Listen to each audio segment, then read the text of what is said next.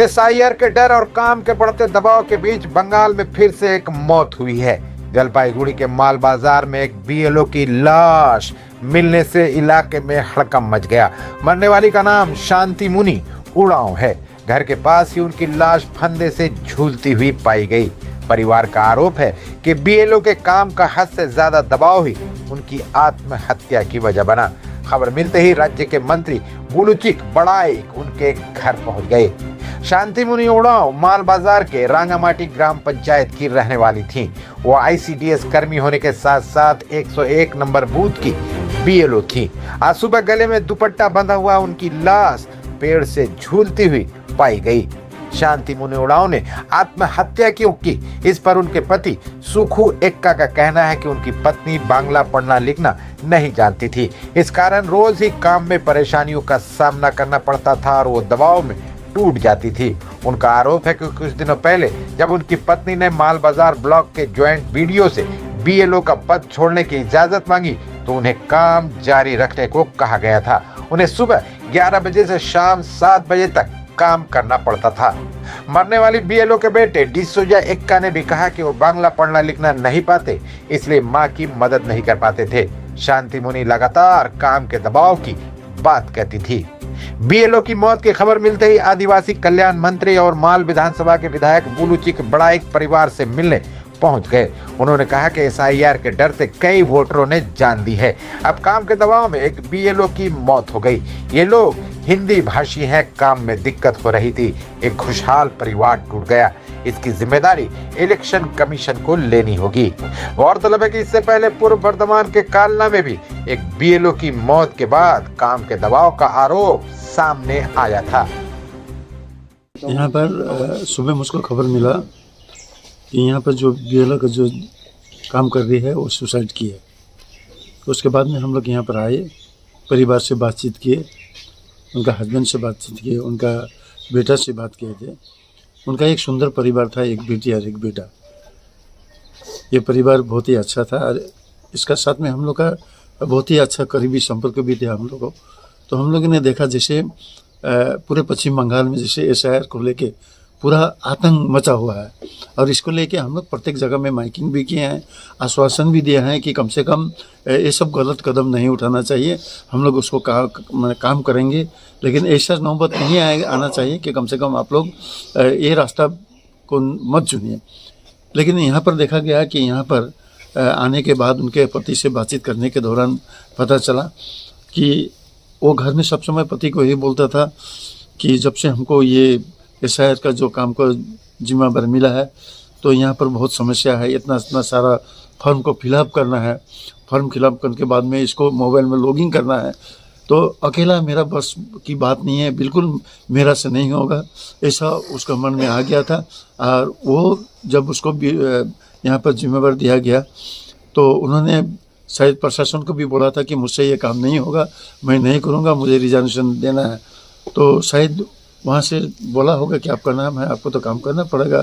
ऐसा परिस्थिति में वो यहाँ पर काम शुरू किया था और हमारे बहुत सारे लड़के हैं, उनको हेल्प के लिए हम लोग यहाँ पर दिए थे। लेकिन हमारे जितने भी लड़के सब थे हमारे दल के, वो तो फॉर्म फिलअप करने में हेल्प करते थे, लेकिन जितना भी लॉगिंग करना है वो तो बीएलओ का काम है, तो उसका हाथ में ही है वो काम और उसको करना ही चाहिए। और बहुत सारा चीज़ है जो जब लॉगिंग करने से पहले उसको एक बार देख लेना चाहिए था कि वो सटीक फॉर्म में लिखा हुआ है कि नहीं। तो चाय बागान में अधिकतर देखा जाता था कि बहुत सारे यहाँ पर जो फॉर्म फिलअप करना जिस प्रकार से चाहिए था वहाँ पर में कुछ भूल त्रुटि था। तो इसको सुधारने ये सब लेके वो बहुत आतंक हो गया था। और ऐसे परिस्थिति में उन्होंने अपने पति को बताया था कि हमको बहुत लोड हो गया, हमको बहुत हेडेक हो गया, ये सब काम करके हम तो काम नहीं कर पाएगा। तो ऐसे परिस्थिति में आज उन्होंने देखा तो घर में एक साथ में परिवार के साथ में था, घर में उठा। उसके बाद में जब भी चाय बागान के लोग घर में सुबह उठने के बाद में किचन जाते हैं, अपना खाना बनाते हैं, फिर जो चाय बागान में काम करने वाले लोग हैं चाय बागान में जाते हैं, उसी पर रूटीन जैसा प्रत्येक दिन करता था वैसे हिसाब से वो परिवार के लोग सोचा उठने के बाद में किचन गया, खाना वाना पका रहा होगा। उसके बाद 15-20 मिनट बाद में उठ के देखा कि किचन में भी तो कोई किचन बंद पड़ा हुआ है। तो वो लोग देखा कहाँ गया, तो जाके देखता है घर के साइड में ही वो सुसाइड की है। देखिए, चाय बागान क्षेत्र में एक हिंदी भाषी क्षेत्र है, वहाँ पर एक भाषा का त्रुटि है। इनके परिवार ने कहा कि एक भाषा का कहीं त्रुटि था, बांग्ला और हिंदी समझ में नहीं आ रहा था।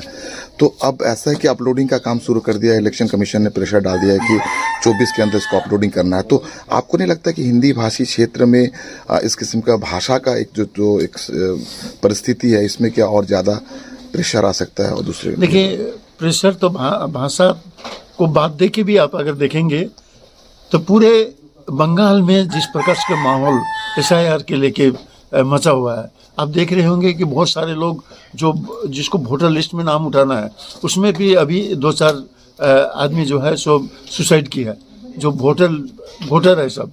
तो जिस प्रकार से आज पूरा बंगाल में आतंक मचा हुआ है, वोटर लिस्ट में शायद मेरा नाम रहेगा कि नहीं, इस सब परिस्थिति में आज चाय बागान में सबसे बड़ी समस्या है कि चाय बागान के लोगों को जितना भी है, आप देखते होंगे कि पहले चाय बागान के लोग हॉस्पिटल नहीं था, ICDS का व्यवस्था नहीं था, तो ये सब जितने भी लोग थे ये घर में ही इनका बच्चा जन्म होता था। तो अधिकतर ये सब बर्थ सर्टिफिकेट भी बहुत सारा कम दिखलाई को मिलता है। तो ऐसे परिस्थिति में चाय बागान एक आतंक में भी है। और दूसरी बात है कि हिंदी भाषी को इतना बड़ा जिम्मेदार दिया गया, इतना बड़ा काम को सौंप दिया गया, जिनका कारण से वो उसको संभाल नहीं पाया। आज का ये परिस्थिति देखकर प्रशासन को कुछ बताइएगा। देखिए, हमको मेरा यही कहना है कि ये तो प्रशासन को हम लोग निश्चित रूप से हम लोग बात करेंगे। तो मेरा यही कहना रहेगा कि आने वाला दिन BLO के साथ में कम से कम और एक आदमी अगर दिया जाए उसके हेल्पिंग के लिए, तो शायद इससे कुछ बेहतर हो सकता है। सुनने में आया कि माँ अचानक गुजर गई है, क्या परिस्थिति, क्या हुआ था, थोड़ा बताइएगा। मेंटली इसका हेल्थ बहुत खराब था। अच्छा, किस लिए? कारण? जॉब का बहुत ज़्यादा प्रेशर था, हार्ट अटैक। मतलब ICDS का पहले से प्रेशर? ICDS का तो प्रेशर था ही था, उसके बाद BLO का भी था। तो किस किस्म का BLO का किस किस्म का प्रेशर, थोड़ा सा बताइएगा। कोई फॉर्म बहुत ज़्यादा था, करने के लिए अकेले पड़ जा रहे थे।